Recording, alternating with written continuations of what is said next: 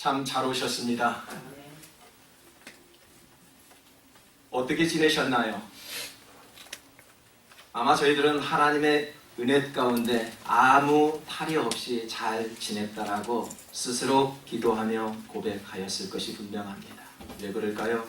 우리들은 하나님의 자녀이기 때문에 그렇습니다.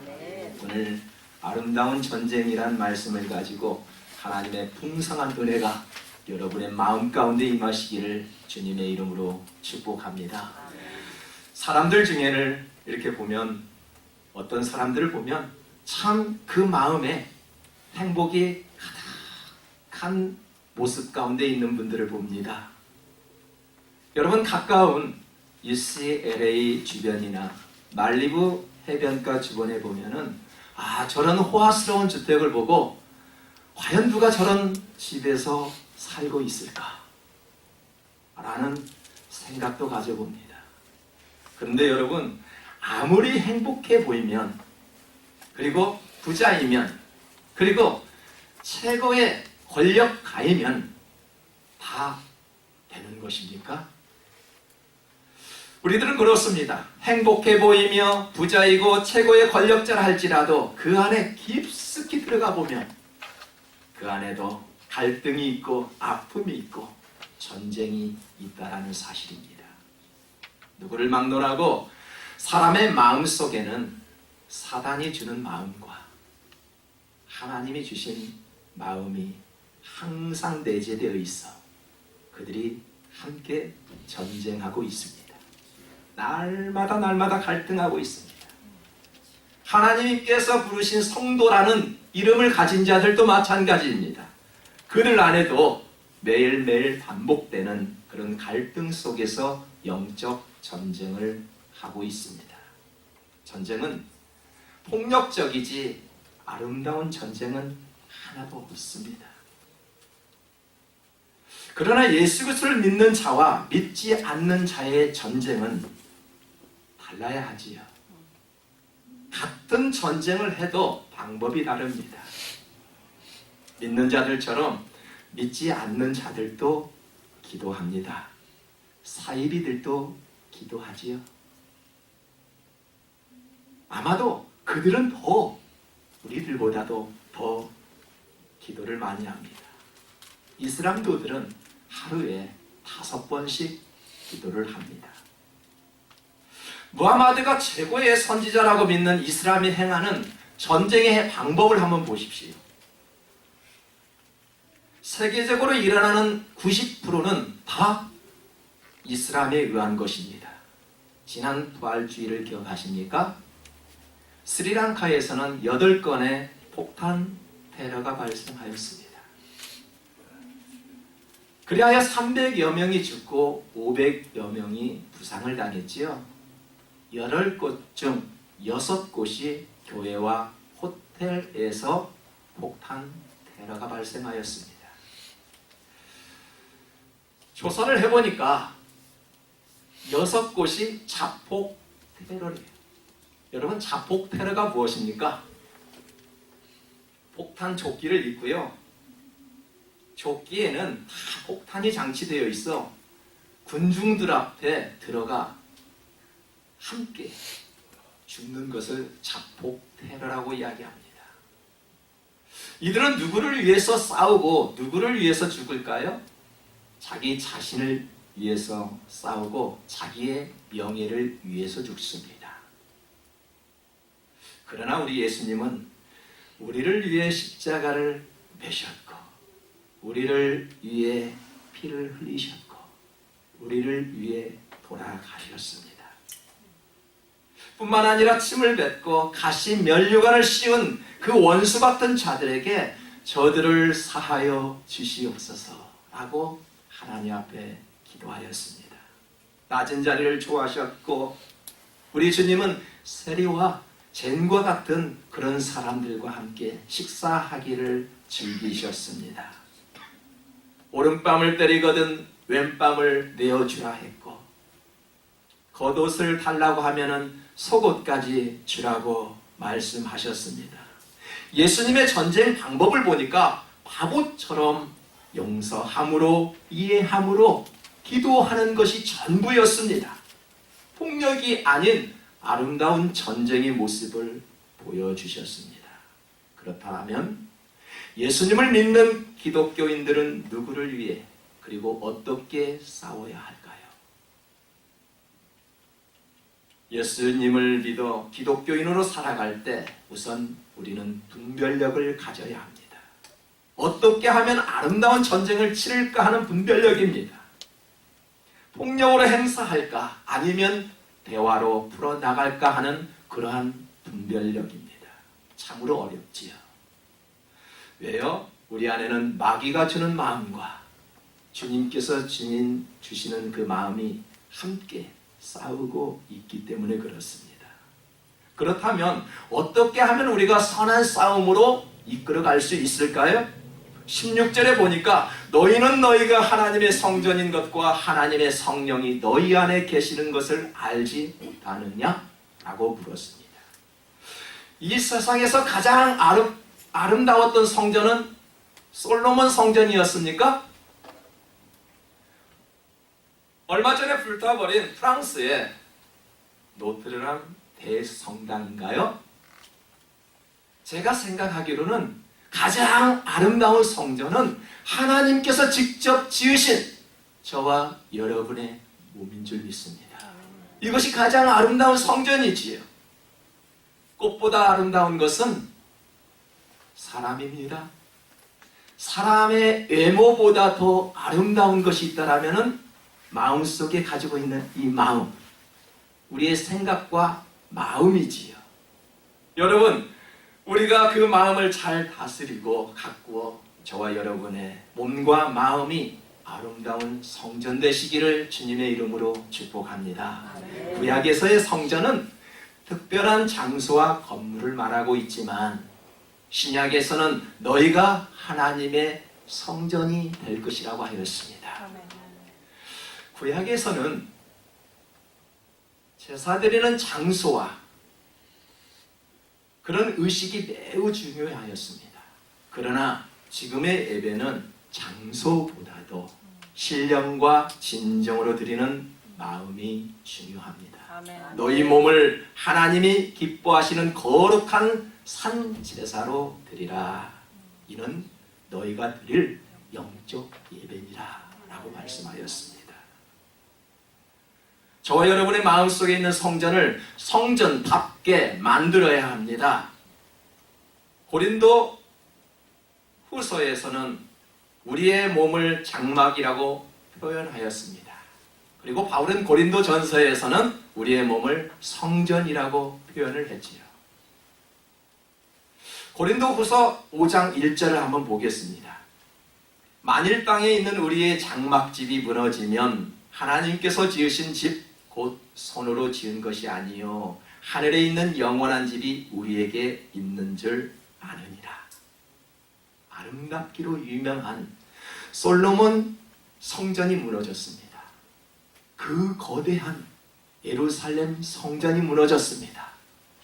우리가 가지고 있는 이 몸, 내 안에 있는 성전도 언젠가는 무너진다라는 사실이지요.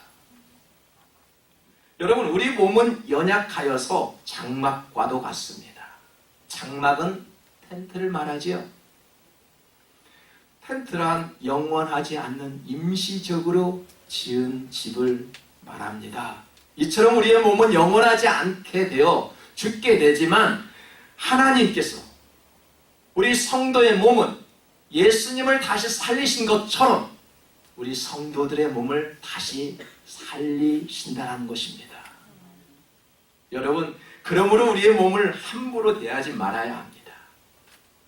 아무렇게나 말하지 말고요, 믿음 없는 자처럼 행동하지 말아야 합니다. 이것이 우리의 몸으로 하나님께 거룩한 산 제사로 드리는 것입니다. 성도된 우리는 지금 영적 전쟁을 하고 있지요. 어떻게 하면 폭력적이지 않고 아름다운 전쟁으로 승리할 수 있을까요? 하나님의 성전인 내 몸을 아름답고 깨끗하게 가꾸면 되는 것입니다. 나의 텃밭을 깨끗하게 가꾸어 놓으면 누가 보아도 아름다운 것이지요. 본문 17절에 보니까 누구든지 하나님의 성전을 더럽히면 하나님이 그 사람을 멸하시리라. 하나님의 성전은 거룩하니 너희도 그러하니라 라고 말씀합니다. 우리의 몸을 가꾸기 위해서는 어떻게 하죠? 저도 오늘 좀 가꾸어 보았어요.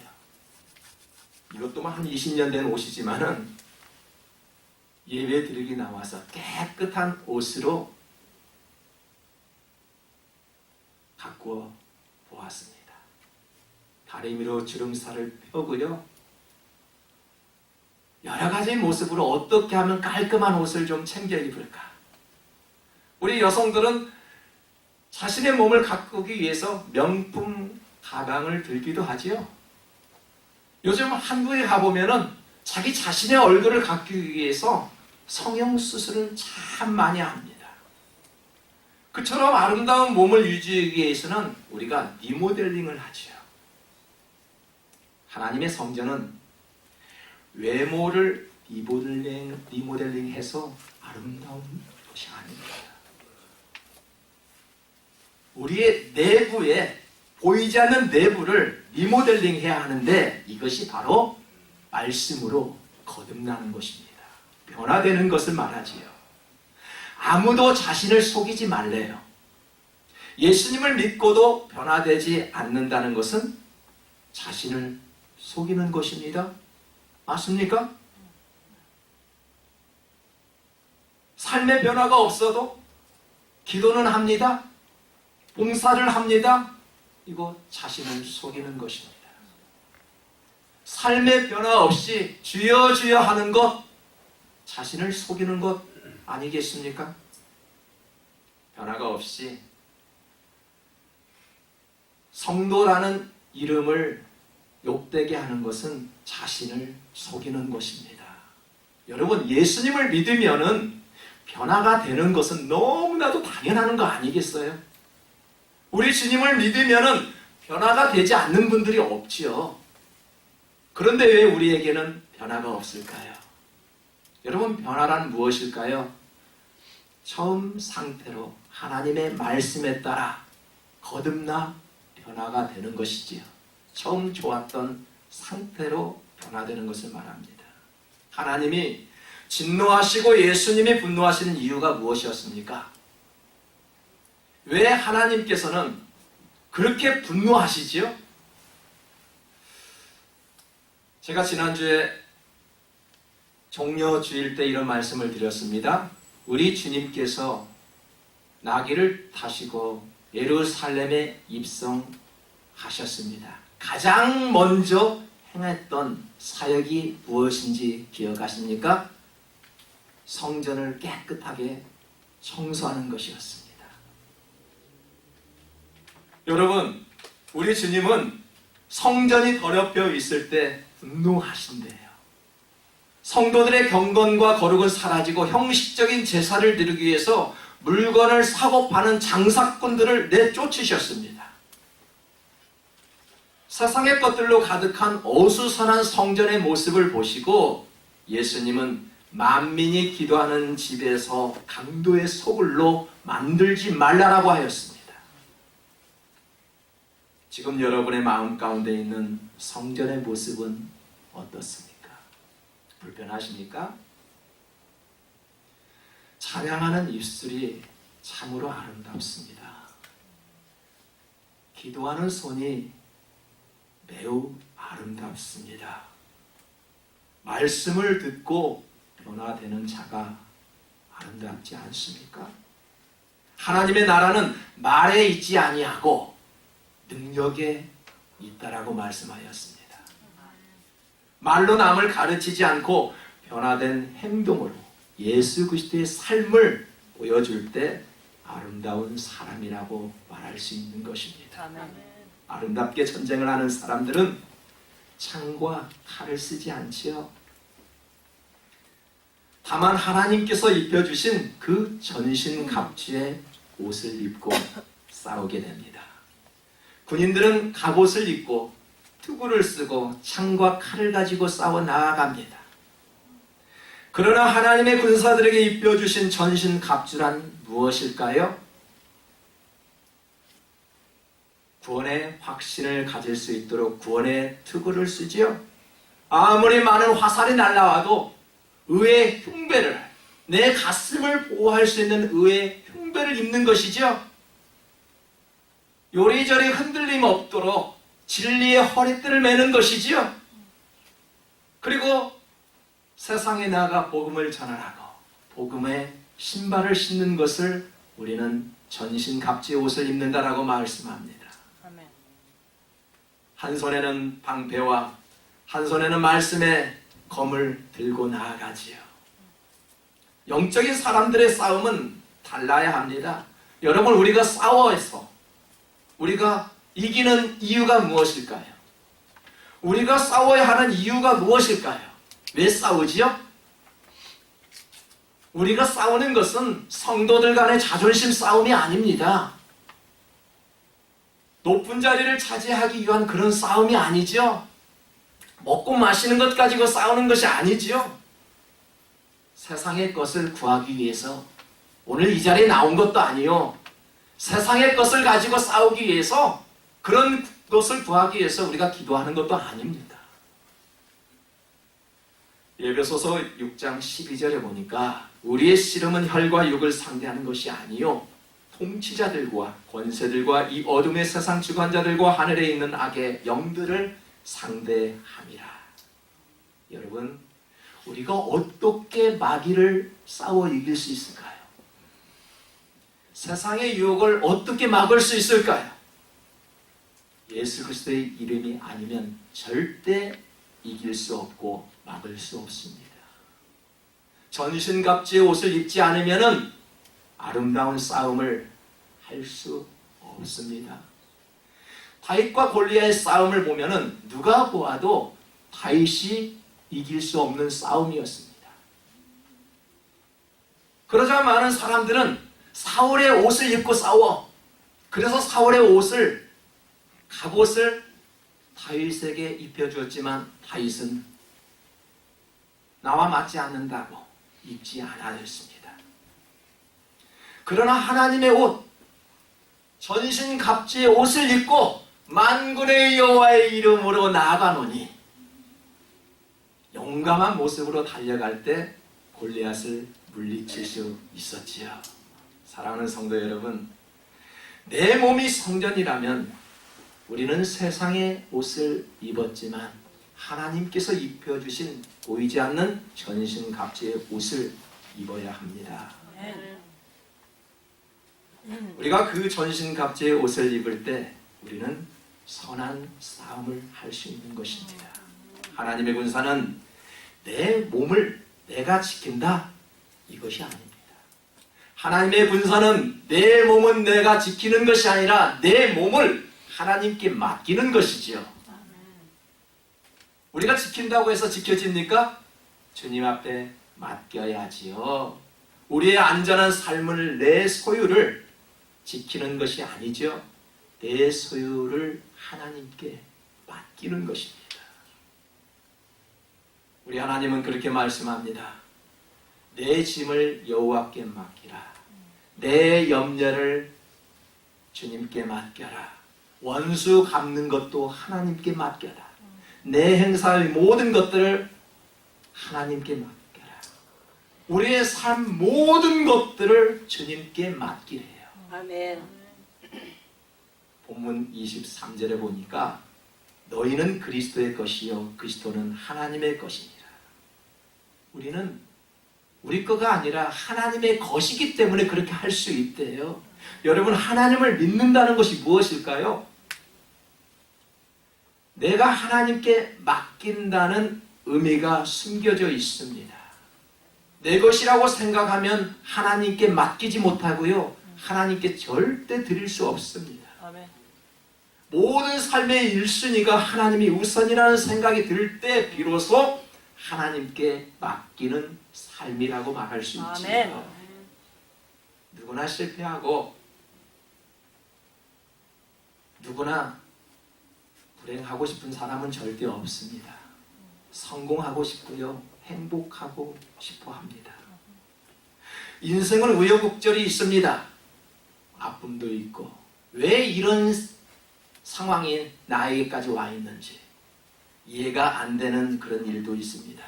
그럴수록 하나님을 찾고 또 찾아야 합니다. 예배와 성도의 교제를 통해서 기쁨을 다시 회복할 수 있어야 합니다.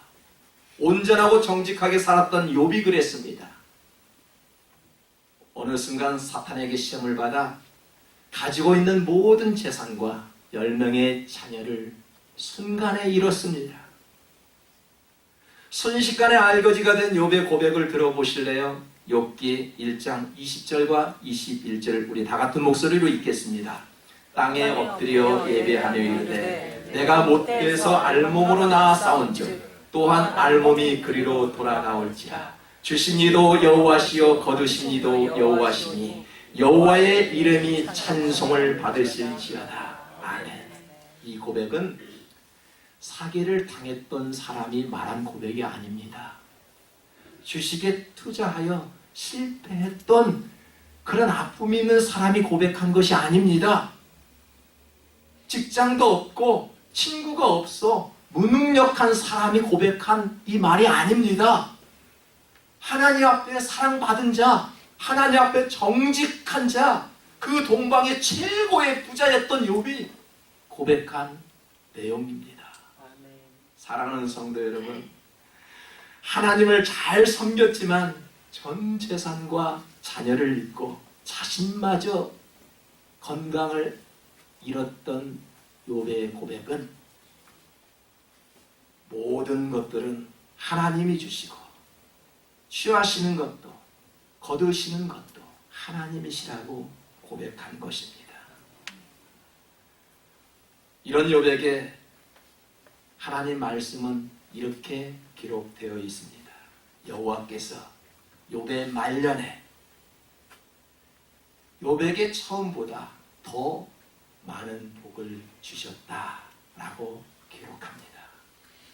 사랑하는 성도 여러분, 성도는 마음과 생각을 하나님께 맡기며 선한 싸움 다 싸우다가 의의 면류관을 받을 수 있는 환경에 머물러야 합니다. 예배할 수 있는 그런 환경에 머물러야 되고요. 우리가 어떻게 하면 공예예배에 성공할 수 있을까 하는 그런 환경 속에 머물러 있어야 합니다. 그리고 내 몸이 하나님을 예배하는 성전이 되어야 합니다. 외부적으로 아름답게 보이는 성전이 아니라 내 안에 있는 이 성전, 이 성전이 바로 하나님 앞에 예배드리는 성전이람을 믿고 잘 가꾸어서 하나님 앞에 아름답게 예배하는 그러한 지체, 그러한 성전 되시기를 주님의 이름으로 축복합니다. 그 성전을 잘 가꾸어서 선한 싸움을 주도하는 하나님의 군사 되기를 주님의 이름으로 축복합니다. 하나님 감사합니다.